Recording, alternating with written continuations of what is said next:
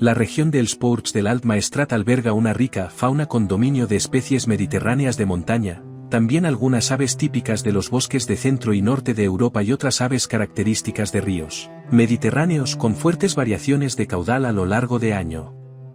Más allá de su diversidad, y tal y como sucede en la mayor parte de los paisajes de Europa, la región ha sufrido un importante proceso histórico de pérdida de fauna nativa que ha afectado a aves carroñeras, quebrantahuesos y buitre negro, grandes herbívoros como ciervo común, gamo, rebeco, uro y caballos salvajes, y grandes carnívoros como el lobo, oso, lince ibérico y probablemente el lince europeo.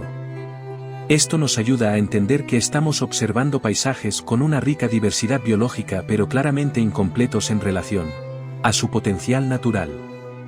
La fauna que podemos encontrar a día de hoy es mamíferos como cabra salvaje, cabirol, senglar, gatfer, teixó, geneta, rabosa, liebre ibérica, esquirol.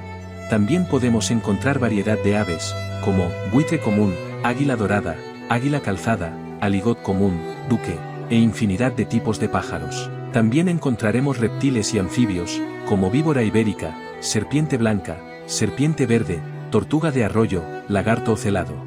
Toda esta diversidad de fauna salvaje hace que la zona de los Ports del Alt Maestrat sea un verdadero paraíso para los amantes de la naturaleza.